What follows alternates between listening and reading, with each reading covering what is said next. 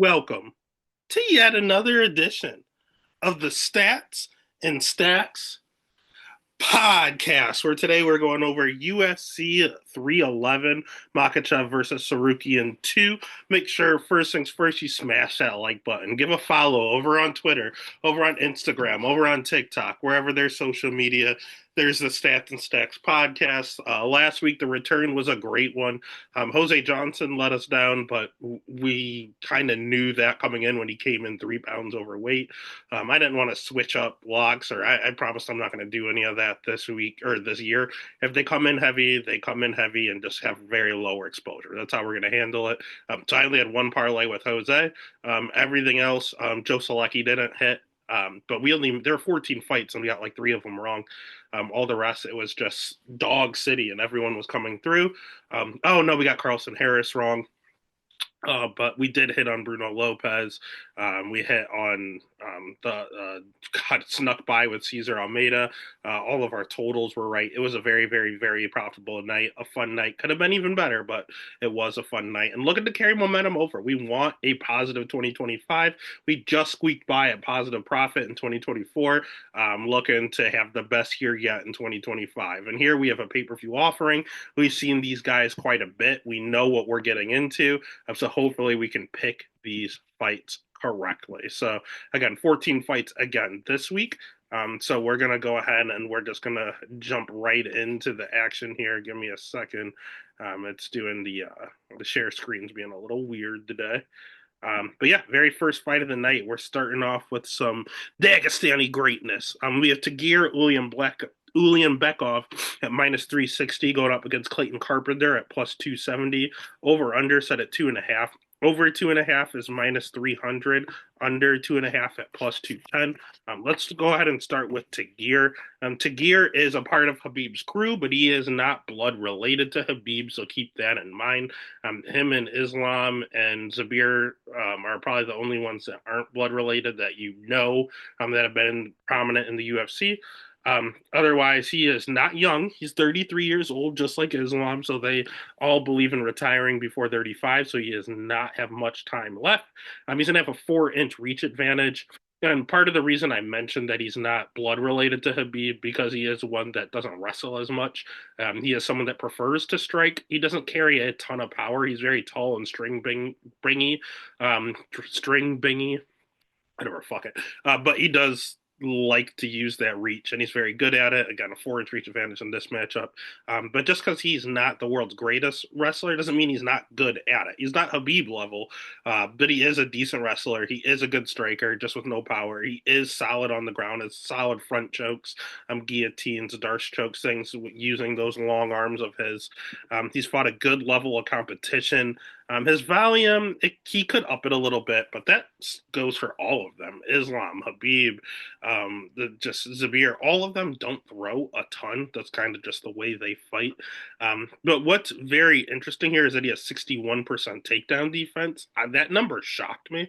But a lot of that was Tim Elliott with his funkiness, and all the times he did get taken down. He also got taken down 4 times by Bruno Silva in his debut. But that was a fatigue takedown. That wasn't him just going out there and getting out grappled. He kind of gassed out in the third round, had that first fight UFC jitters, and did kind of run into a little bit of a cardio issue. But got the job done and hasn't had a cardio issue since. On the other side, we have Clayton Carpenter. It's someone that the UFC likes a lot. He's 28 years old. He was this young prospect coming in that was going to come in and take over. He was bred for this. He's someone that hear other people talking about how he was walking around the gym at like God, ever since he was a toddler, he was in the gym training nonstop, jujitsu, wrestling, everything he could get his hands on. His father just knew he was going to be a fighter. He is, man. He's 8-0, undefeated, 28 now. So I was shocked at how old he's getting. It's time to get some fights in, being 8-0. He has really good jiu-jitsu. That's the best part of his game. His striking's okay. It's not good. It's not bad. It's serviceable. His wrestling's pretty decent. But the best part is definitely just his jiu-jitsu and his cardio. He does have really good cardio. He can go a hard 15 minutes.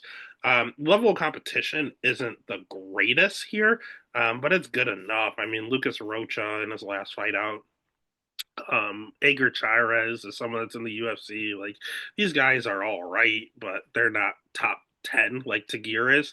This fight just seems very similar. A young wrestler grappler, sorry, someone that's just in your face pressure wrestler grappler. That is kind of Tim Elliott. That is Cody Durden, and that's someone that Tagir has fought. He's fought this exact level of fighter like two times in his last three fights. He ultimately went 1-2 against them, so that's very interesting. But this is a younger, less experienced version than Cody Durden and then Tim Elliott. And that Tim Elliott fight, I had money on Tim Elliott, and I thought Tagir won, so that was questionable. So he had one domination where he just straight choked out Cody Durden, and then we have the split decision with Tim Elliott that was relatively close. Clayton Carpenter, I think, is a lesser version of both those guys, so Tagir should get the job done. And that's why he's minus 360. The pick is going to be Tagir Ulianbekov. The bet is going to be Tagir Ulianbekov. Next fight of the night, we're not going to spend much time talking about this. This fight has been booked and rebooked like three separate times. Ricky Tercios is a bigger dog every single time this fight is rebooked. He's plus 290 now. Bernardo Sopai is minus 390. Over 2.5 minus 210, under 2.5 plus 155. Again, we've talked about this time and time again with this fight, so we are going to fly by. Sopai is 24 years old. He has good striking. He has okay jiu-jitsu. He has pretty solid wrestling on him. He trained over at All Star where Hamzat and um, Volkan Ozdemir and Ilir Latifi, all those guys are. His cardio is pretty solid, and he's a really good fighter. He's a prospect I liked a lot, especially only being 24 years old. Problem is, most of his fights are at flyweight. I think he's better at flyweight. He's much bigger and stronger than them, and it helps him a ton. Bantamweight, I don't like him as much. On the other side, we have Ricky Tercios, and I should mention this is a bantamweight fight. Ricky Tercios is 31 years old. He's going to have a 5-inch reach advantage. Again, I do think Sobai should be down at flyweight. He is okay jiu-jitsu. He is okay striking. He has really good cardio. That's the best part of his game. But he's pillow fisted. Sopai is not going to be scared of any flying knees or anything like he was with Benicio Salvador. Ricky Tercios does not hit hard at all. He's fought a pretty decent level of competition, but he hasn't really beat any of the really good guys he fought. Ronnie Lawrence or the God, Amen Zahabis of the world. Like he's going out there and he's losing to them. Raul Rosas Jr. He's not winning these fights. Boston Salmon. And a lot of these fights, he's just getting out grappled, mainly because he has a 45% takedown defense. That is absolutely atrocious. He throws a lot of volume, but he does get taken down quite a bit, and he keeps having troubles on the scale. So just keep an eye out, see if this fight even takes place. I'm ultimately going to side with Sopai. He's the better fighter, and although he's smaller, Ricky Tercios' takedown defense is so bad that I think that 10 pounds he'll be just fine. So the pick is going to be Sopai.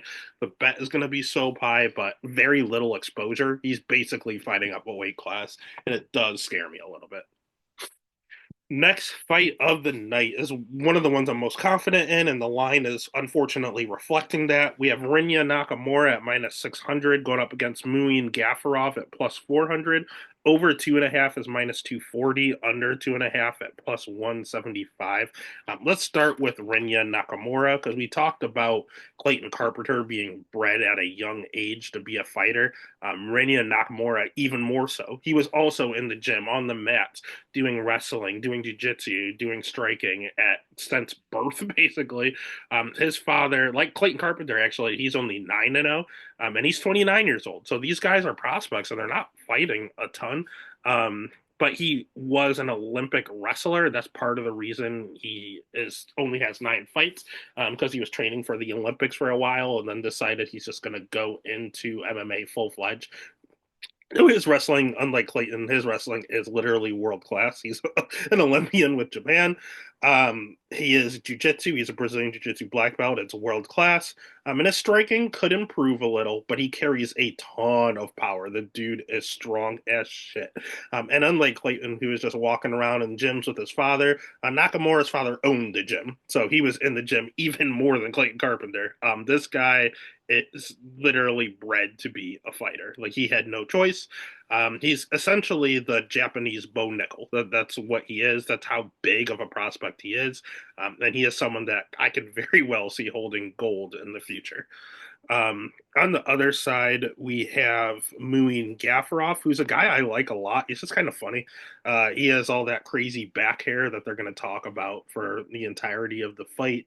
It's just kind of his trademark. Muin Gafurov is 28 years old. He's someone coming off of the Contender Series. Actually lost his Contender Series fight to Chad Allinger, which is a terrible, terrible look.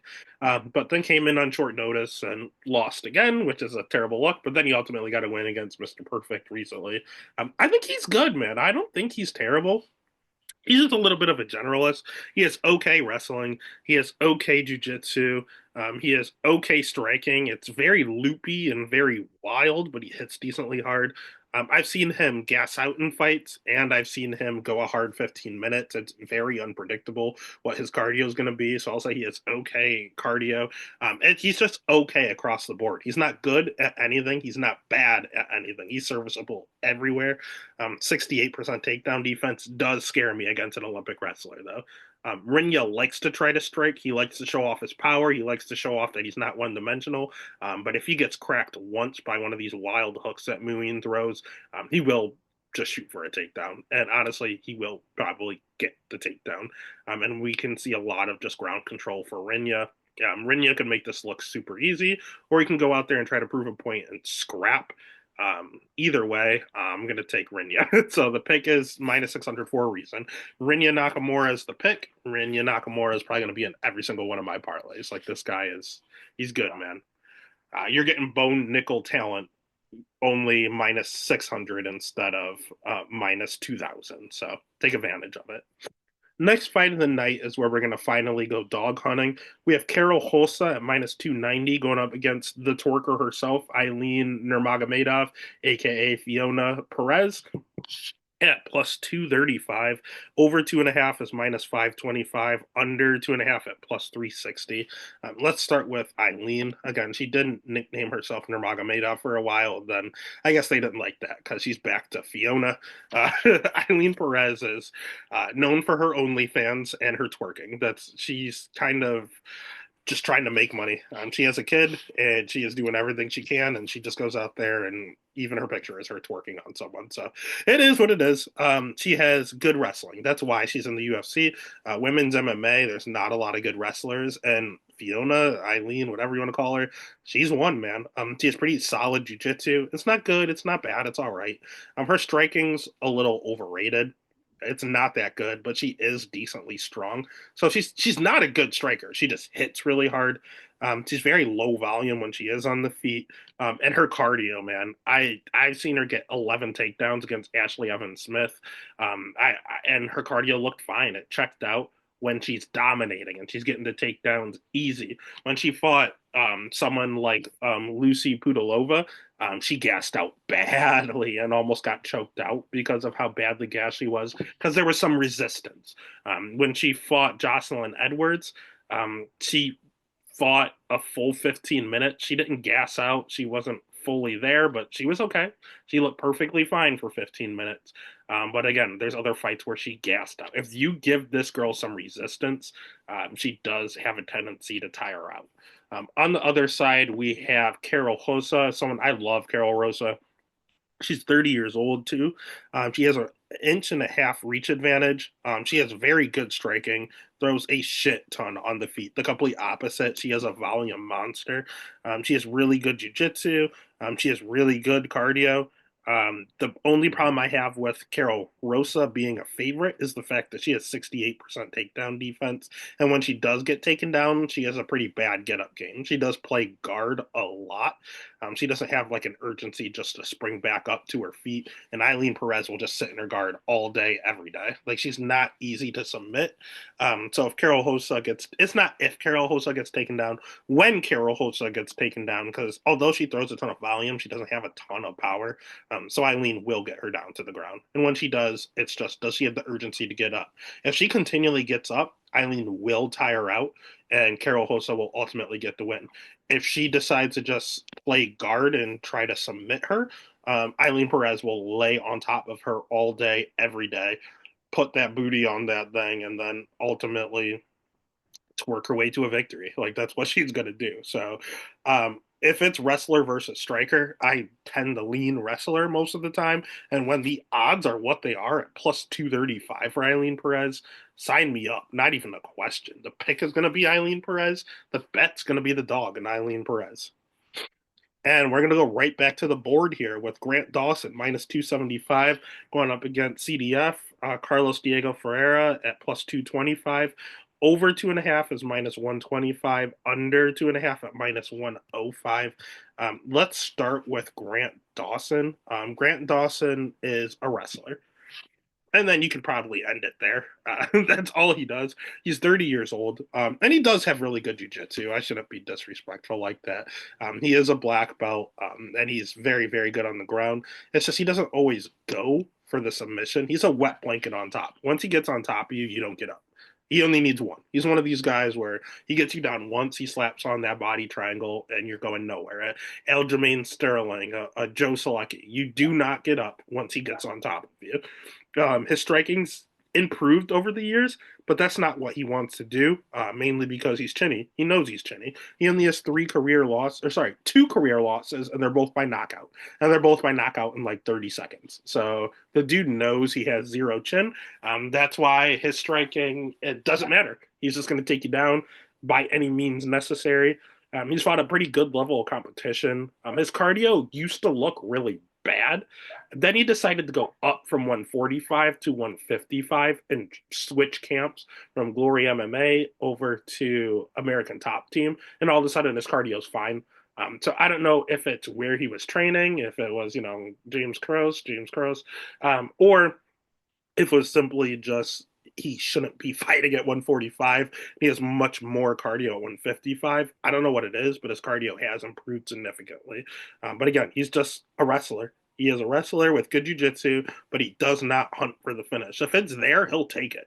Otherwise, he wants to slap in that body triangle and make sure you go nowhere. Because if he gets cracked, it's a bad night for him. On the other side, he has CDF, who is someone that I've been trying. You can't fade this dude. I don't like betting on guys. Basically, once they get over 35, I'm very, very skeptical. And once you hit 40, you're dead to me. CDF is 39 and he turns 40 on UFC 311, like it's his birthday that he's fighting on. He does have a 2-inch reach advantage. World class jiu-jitsu. Grant Dawson is a black belt. CDF is like a third degree black belt in jiu-jitsu. Unlike Dawson, he can strike very well and he hits very hard. And his wrestling's pretty decent.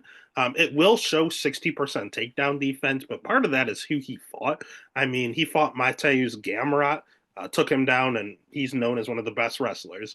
He fought Gregor Gillespie, who is a world class wrestler. He fought Benil Dariush, who's a very good wrestler. Like he fought all Benil Dariush again. It's a very good wrestler.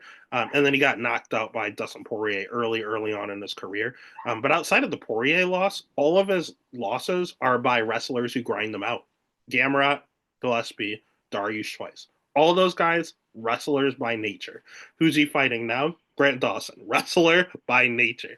Difference being when CDF gets taken down, he does work up to his feet. He does work hard to get up and then get it all back. Once he hits his feet, he is swinging to steal the round back.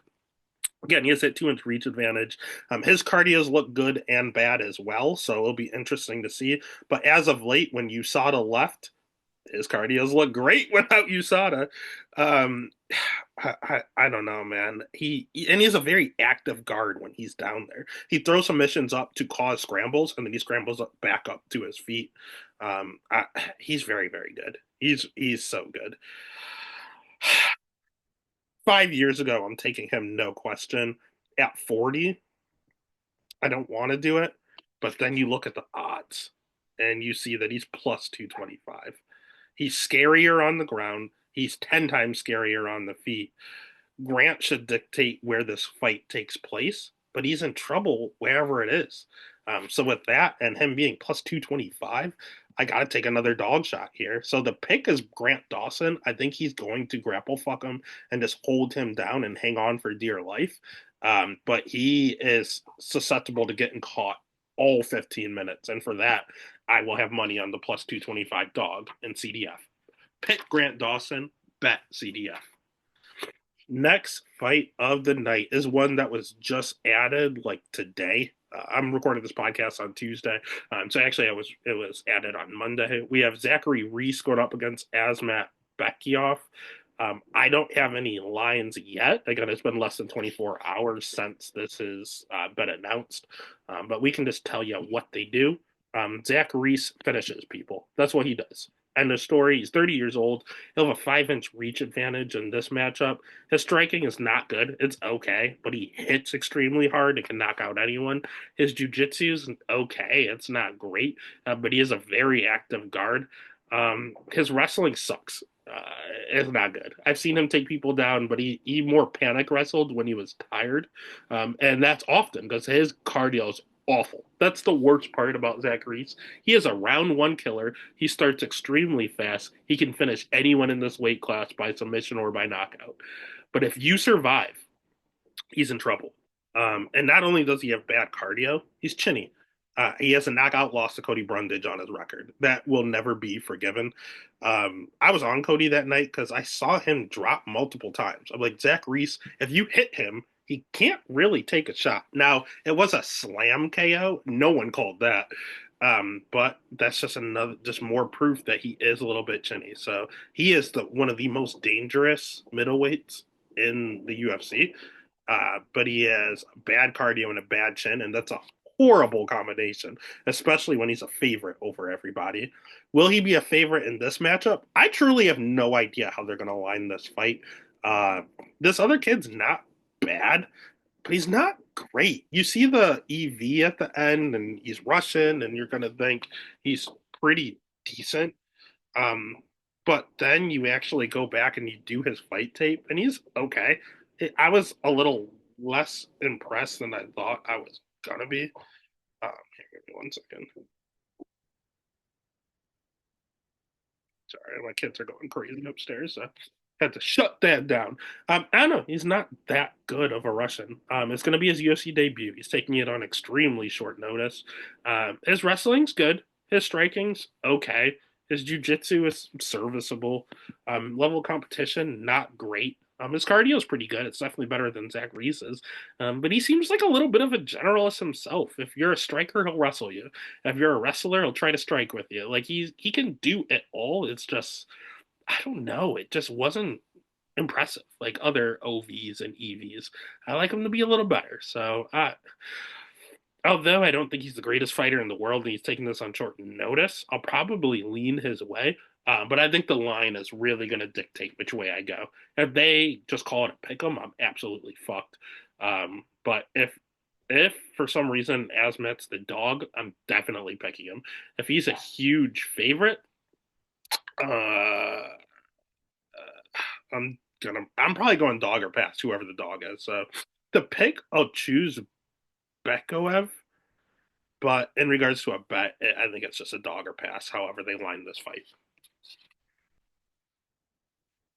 Next fight of the night is another one that I'm actually very confident in, and so is Vegas. We have Jailton Almeida at minus 500 going up against Sergey Spivak at plus 350.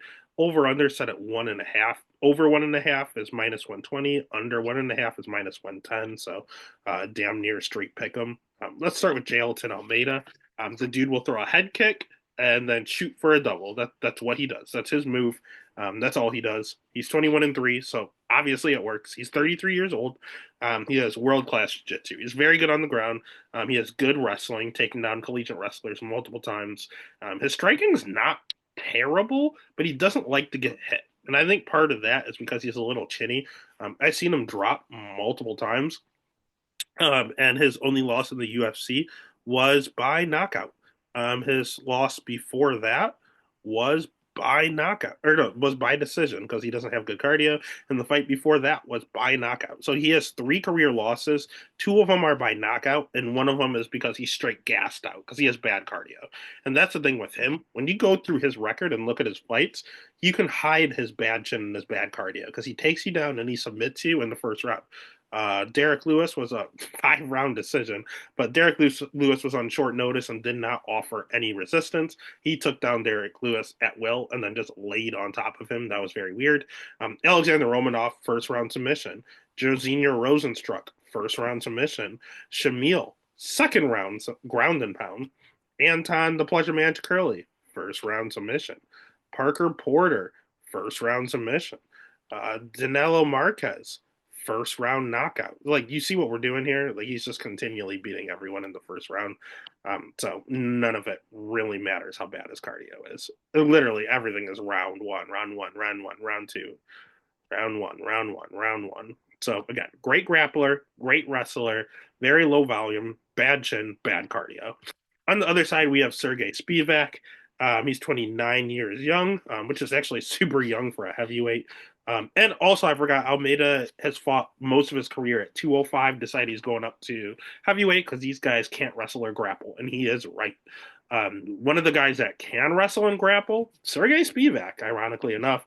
Spivak has okay jiu-jitsu. He has pretty solid wrestling, but he's more of like a judo guy. Like, you see him doing a lot of lateral drops. He does a lot of throws. He's not just shooting straight singles and doubles. A lot of upper body Greco-Roman wrestling, stuff like that.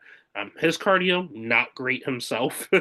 His striking has gotten much better. I will say it's probably better than Almeida's, in all honesty.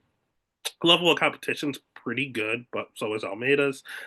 Although he's gotten better striking, he is still a little hittable. He's a little chinny himself. Um, so it really comes down to, if this is on the feet, either one could get knocked out because they're both chinny. But I think Spivak's the better striker. But if Spivak gets taken down, he is a Brazilian Jiu-Jitsu black belt. He did win his last fight via armbar from guard, but I don't see Lightning striking twice. I've never seen a heavyweight hit an armbar from guard. I will be absolutely stunned if I see it twice. I think he's going to get taken down. I think he's going to give up his back, and I think Jailton's going to slap on another rear naked choke. He's too big, he's too fast, he's too athletic for these boys at 265. Pick is going to be Jailton Almeida. The bet is going to be Jailton Almeida. Next fight of the night, we have Peyton Talbot at minus 1,500 going up against Hani Barcelos at plus 750. Over under set at 1.5. Over 1.5 minus 170. Under 1.5 at plus 130. I don't know why this isn't the featured prelim, but it is what it is. Let's start with Peyton Talbot. Just like these other prospects, not a lot of fights, only 9-0, but at least he's only 26 years old, so he's got time to get some experience. He's going to have a 3-inch reach advantage in this matchup. He has very good striking. He hits sneaky hard. His jiu-jitsu's okay. His wrestling, 90% takedown defense, really good volume on the feet, and his cardio is ungodly. It is on par with Merab Delashvili. Like, this dude doesn't breathe out of his nose, or sorry, out of his mouth. He just looks calm, cool, collected. Doesn't even break a sweat through 15 minutes of fighting. It's weird. The dude is a very, very high prospect. The UFC is so high on this kid. He's a very violent guy. He has a pretty decent following. And again, he's all action, and that's what the UFC loves. I've seen him in Contender Series. Junior Cortez, Tracy Cortez's little brother, had a single leg on him, and he did a backflip out of it. Like, he just does wild stuff in there, and it's highly entertaining, and he's 9-0, undefeated prospect. The thing I don't like about Peyton Talbot is his takedown defense. It shows 90% on paper, but on the regional scene, he was taken down quite a bit. There wasn't a ton of resistance, and he has zero wrestling background whatsoever. He like skateboarded in high school, didn't wrestle. And in the UFC, yes, it's 90% takedown defense. But I saw him get taken down twice by Nick Aguirre. That's not a good look at all. Reyes Cortez got him down. Reyes is a pretty decent wrestler, so that's fine. But I think people like Cameron Simon, not Yanni, he didn't get a chance. But people like Cameron Simon definitely skewed that takedown defense number. People like Nick Aguirre, who went out there and he got 2 takedowns, but he also shot like 10 others that were stuffed. So yeah, the 90% is not against good wrestlers. None of these guys can wrestle. Cameron, Yanis, Nick, none of them can wrestle. Reyes can, but he got gassed out, and he also shot a ton of takedowns when he was gassed, and that also skewed the numbers. So 90% is not a real number. And that really scares me in this matchup against Hani Parcellos, because Hani Parcellos is someone who has been wrestling a lot lately and was on the Brazilian Olympic team in regards to wrestling. The dude is an Olympic wrestler.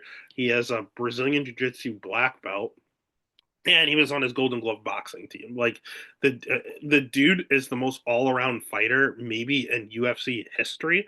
Problem is he didn't fight often, very infrequent, and now he's 37 years old, and that's catching up with him. His cardio is starting to fade. His chin is starting to fade because Father Time is undefeated. If this dude fought good level of competition and consistently, the dude would have fought for a title. Like this guy was the real deal, one of the scariest guys in the bantamweight division for years. But he only fought once a year, and he wasn't fighting like top 10 guys. He was just fighting whoever the UFC gave him, and he's fighting the Timur Valyevs, the Khalid Tahas. He has a win over Said Nurmagomedov back in 2019. How do you go from Said Nurmagomedov to Khalid Taha? Like he fought Timur Valiev. He got a loss to Victor Henry. That's not good. He fought Trevin Jones after that. Like, why is he fighting these guys? He wasted his prime, and it's just a what could have been. He has a win over Kurt Holloway, a win over Chris Gutierrez. Like these guys are good fighters. So whatever. It is what it is. He's 37 years old now. So he's just a few steps behind what he was before. But the dude can still wrestle. Can he take down Peyton Talbot? Absolutely. Can he hold down Peyton Talbot? That part I'm not sure of. But will I take a shot at plus 700 for an Olympic wrestler to fight a skateboarder? Yeah, I will. I absolutely will. I don't fucking care. I'm going for it. So the pick is going to be Peyton Talbot. He most likely goes out there and knocks out a 37-year-old man. It is a setup fight. But this 37-year-old man is a Brazilian Jiu Jitsu black belt and his Olympic wrestling in his back pocket. He has a chance, and he has no fish out of water on the feet. Like again, he was on his Olympic boxing team as well. This guy was the truth. He's just old as dirt. But if he can turn back that clock one time, I'm willing to bet 750 on it. So the pick is Peyton Talbot. The bet is going to be Hani Barcelos at plus 750. Next fight of the night. We have a line. We just don't have an over under because this is also a short notice fight. We have Bogdan Guskov at minus 300 going up against short notice Billy Elikana at plus 250. I got no over under on here. So let's just start with Billy here. Um, like the other guy, Asmat, Billy, I wanted to believe in and bet, but I wasn't super impressed with his fight tape. He fought in PFL, and PFL didn't re-sign him, so there might be a reason. He has good striking. He's taking this fight on short notice. He's only 29. He's 7-1. He backs up a ton, and he doesn't throw enough. Like he's very, very hesitant in there. He prefers to back up and counter strike, and he's a pretty solid counter striker. But he doesn't throw enough offensively. He'll throw one leg kick or one body kick and then just stand and wait for you. I'm not a fan of that. A lot of jabs and leg kicks. That's all I've ever seen him throw, and then just counter hooks. That's all he does. That's literally all he does. He's very good at it, and he has good cardio, and he can do it for 15 minutes, which is nice. He seems durable enough. He does get hit a little too much for my liking. He's a little hittable. But his takedown defense checks out. His jiu-jitsu checks out.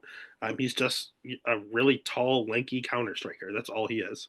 On the other side, although I don't like his fighting style, especially for judging, he might be fighting the right guy for that style in Bogdan Guskov, because Bogdan Guskov is aggressive. He's 32 years old. He comes in with his hands extremely low and just throws bombs. He carries a ton of power. He kind of has the death touch. If he catches you in the right spot, you're going out no matter who you are. His striking's not great, and it's not technical. He just hits very hard. His jiu-jitsu on paper is a black belt, but he also got tapped out by Volkan Ozdemir, so no one's a black belt when they're dog tired. And that's part of his issue, is that his cardio is not the greatest. He does slow down in his fights. 66% takedown defense also doesn't look good. Ryan Spann has looked like an Olympic wrestler against him, but I don't like how hittable he is, and I don't like that he doesn't check leg kicks. I said Alicana just throws jabs and leg kicks, and Guskov doesn't check any of them, so that's not a good combination.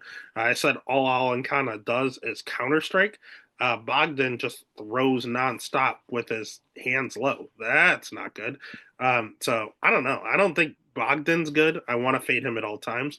I don't think Alicana's good. I don't really want to bet him ever. But at these odds, like plus 250, and if they grow, I'm going to be forced into a Billy bet, unfortunately. The pick is going to be the UFC vet and Bogdan Guskov. But if this line stays at 250 or gets even bigger than plus 250, I'll ultimately bet Billy Alencana. Next fight of the night is the one I'm most 50-50 on. I keep going back and forth and I'm not sure what to do. We have Kevin Holland at minus 105 going up against RDR, Reiner de Ritter at minus 115. Over 2.5 is plus 105, under 2.5 minus 135. I don't know, man. Let's start with RDR. He's not very good. I watched his fight tape. I was indifferent. Then I watched him against Gerald Meerschaert and went, "Oh boy, he's something."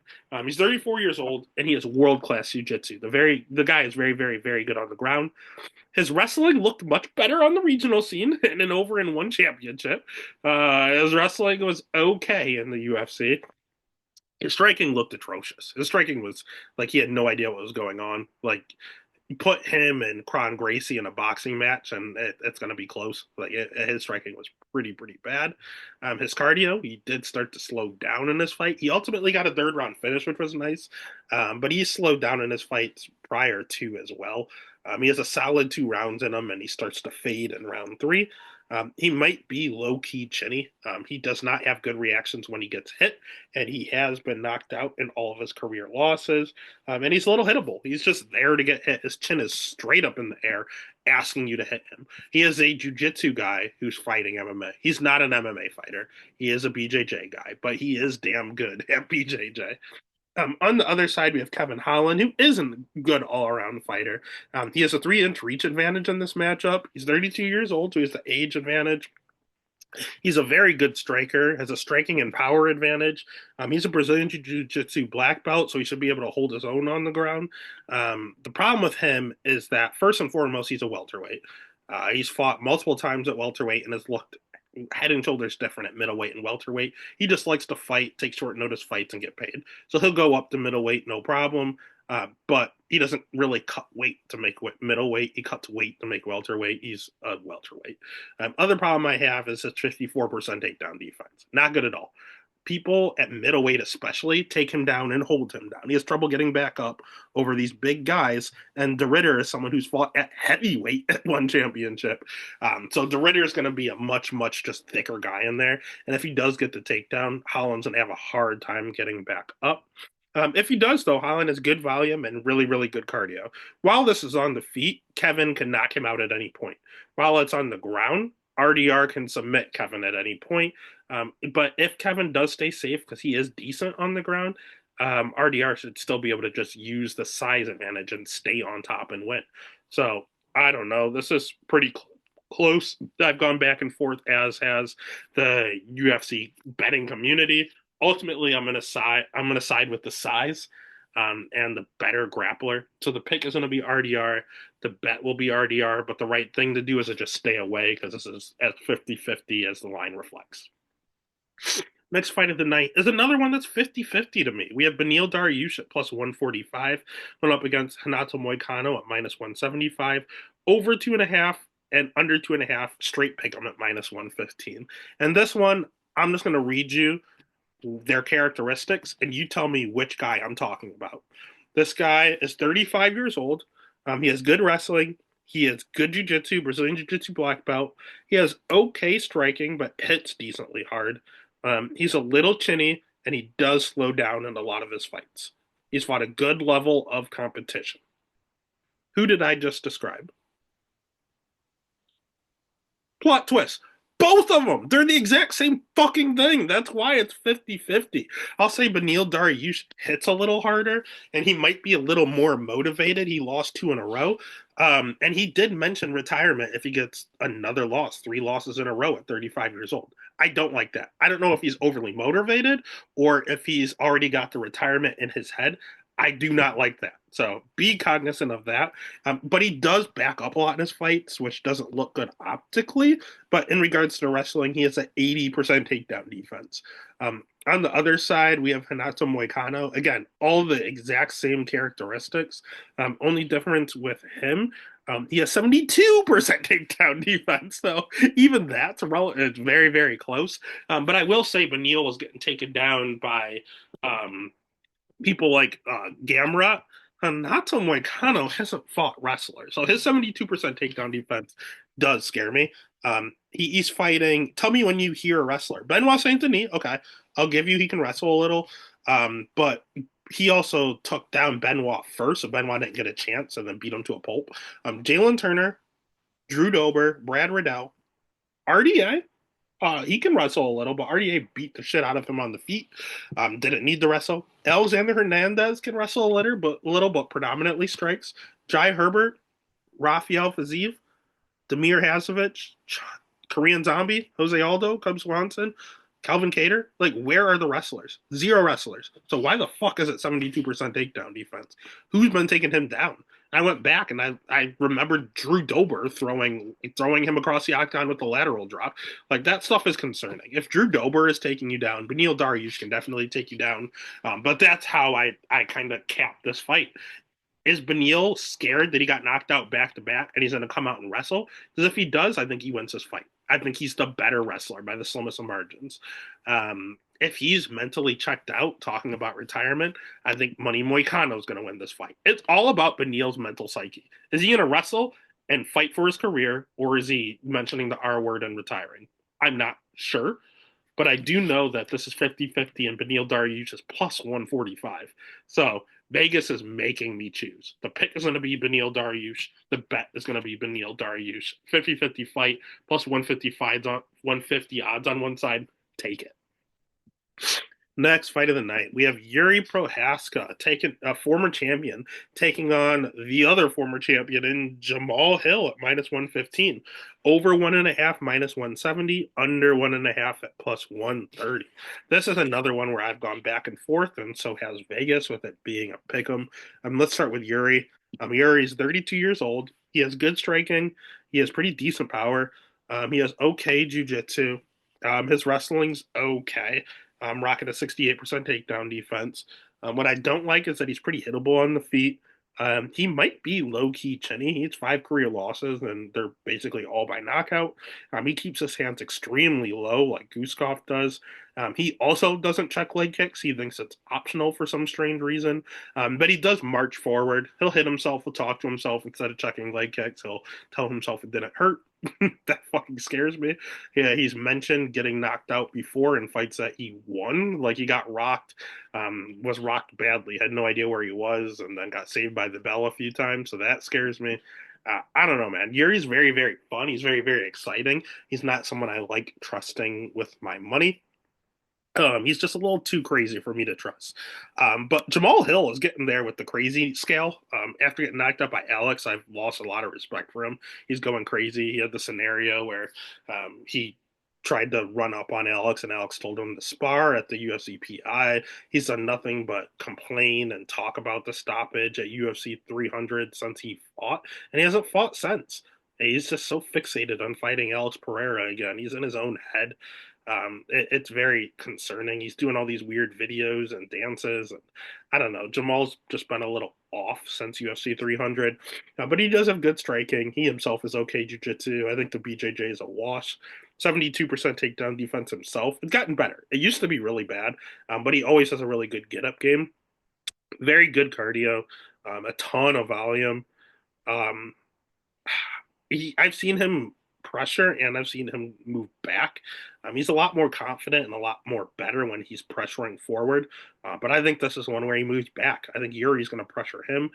He himself has okay power, but I do question it a touch, and I question his level of competition a touch. He is a champion, all right. He's a good fighter. I think Jamal Hill is very good.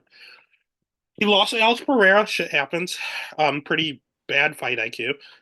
Glover Teixeira was like 43 years old at the time he won the title, so he beat up an old man for the title. Thiago Santos was 40 years old when he fought him. He beat up an old man for a number one contenders fight. Johnny Walker is known as having the worst chin at 205, so he got the knockout over the chinniest fighter. Jimmy Crute is not far behind. All of his losses are also by knockout.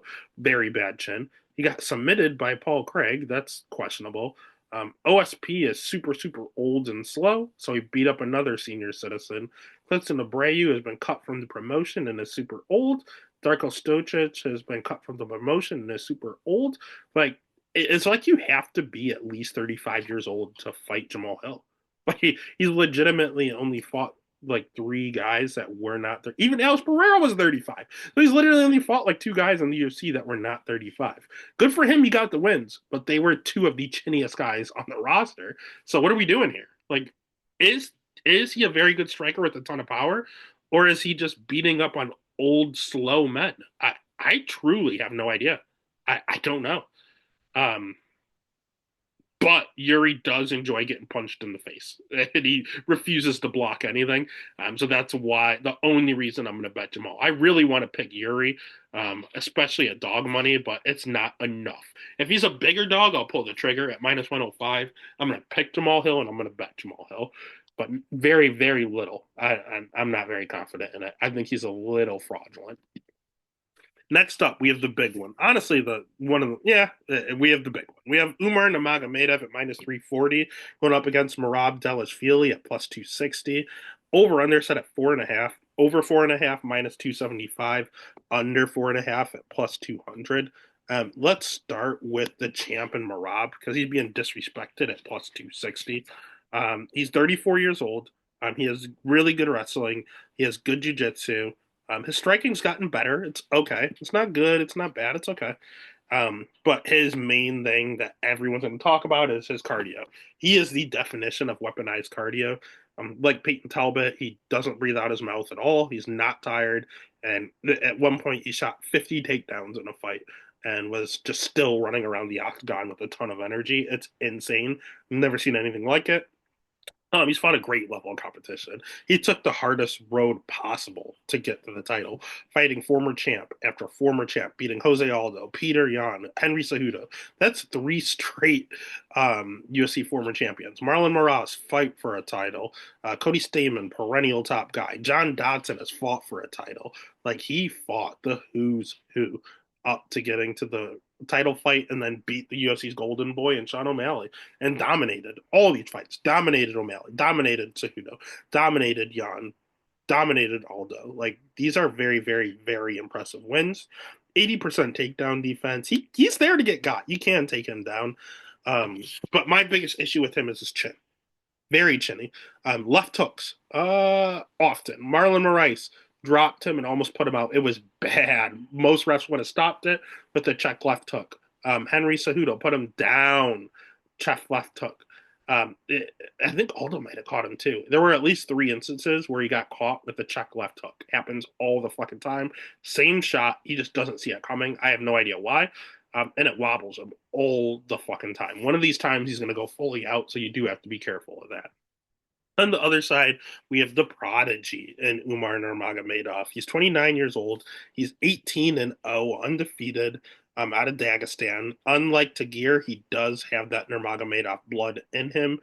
He's a good wrestler. He's a really good striker, a better striker than all the other Nurmagomedovs. Has good volume, unlike all the other Nurmagomedovs. 100% takedown defense is huge, and he has good jujitsu. He's just a better version of Habib. Like, the dude is undefeated, just like Habib, but he has better striking. Literally, he's good. He's damn good. Everyone's scared to fight him. Again, I love Merab, but he was talking about he doesn't deserve the fight because he's only beat one ranked guy.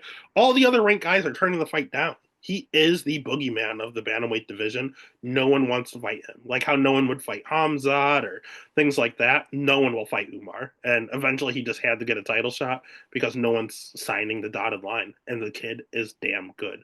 Where is his weakness? I thought maybe his cardio, but he went 5 rounds with Corey Sandhagen. He can go 5 rounds. You're going to have to mentally break him. And Marab, that's what he does. He goes out there and he mentally breaks you. But will he get caught in the process? Will Marab be the one getting taken down? How do you stop Marab from shooting takedowns? What if you take Marab down? How about that? He's more than willing to spend some time off his back. So if I'm Umar, I'm either trying to catch him on the feet, which he can, or I'm just taking down Marab because I think Umar's the better wrestler. Take down Marab, then he can't take you down. But if he lets Marab do Marab things, he's in for a long night. He's never fought anything like Marab. So I'll go ahead and I'll pick Cousin Umar. I think he should be the favorite. I think he should become champion. But plus 260 for the sitting champ is just unprecedented. That's so disrespectful. I, out of respect, will have money on Marab. So the pick is Umar, but I will have a little bet on Marab just out of respect. Then that takes us to Umar's training partner in the main event, an Islam Makhachev minus 400, Habib's best friend, going up against Arman Tsarukyan at plus 300. Over under set at 4.5. Over 4.5 minus 175. Under 4.5 at plus 135. Let's start with Arman Tsarukyan. Arman Tsarukyan is in his prime. He's 28 years old. You have a 2.5 inch reach advantage here. He has good striking. It improved a ton. At first, he was just a wrestler grappler. He has very, very, very good. He has great wrestling, great flexibility. He's very hard to take down. 75% takedown defense, but again, you'll hear a common theme in this card. Most of his takedowns, he had 4 he gave up against Gamrot. Gamrot's a damn good wrestler. Gamrot took him down 4 times, and that kind of hit his 75%. The other times he got taken down more than once, Islam, because this is a rematch. So Islam and Gamrot are the ones that took him down. More than justifiable. 75% takedown defense fighting those two is good. Jiu-jitsu's good. Cardio, good. I used to think that was an issue. He shored it up. He has really good volume on the feet. He hits decently hard now with power out of nowhere. Built like a shit brick house. Only problem with him is that he might be low key chinny. We saw Joaquin Silva just like 2 or 3 fights ago crack him badly and almost put him out. We saw Charles Oliveira crack him. We've seen him knocked out before in his first career loss. It was a 30-second knockout. So we've seen him chinned at least 2 or 3 times and actually go out one of them. So if you're going to beat him, you can out grapple him, which you have to be really, really top tier. Islam and Gamrot both did that. But I'll be honest, I had money on plus 250 Gamrot that night, and I thought Arman won. I think I got away with one there. But at least Gamrot showed some resistance and showed that he can get the takedowns. So you can try to crack him, or you can just try to outgrind him. And I don't know if that's what Islam's going to do. I'm not too sure. That's what he did the first time. But again, no fight ends the same way than it did the first time. We said that again last week with Dern and Hebos. It went to a decision the first time. Second time, it was a submission. So first time these two fought, it was on short notice for Arman. Again, he took the fight on a few weeks' notice. Short notice against Islam is insane, but he did it and he looked really good. Everyone talks about he was the biggest problem for Islam until Volkanovski. Now that Arman is mature, he's 20. He was 22 at the time. Now that he's 28 and has a full camp, is he the man to dethrone the pound for pound best? I don't know. Probably not. Islam's 33 years old, so he's in his prime, just about to leave it. He has good striking. He has great wrestling. Again, already outgrappled Arman previously. He has good jiu-jitsu. I'll say a little better than Arman. 90% takedown defense. That's definitely better than Arman. His cardio, I've seen it look good and I've seen it look bad, but he's used to these 5 rounders.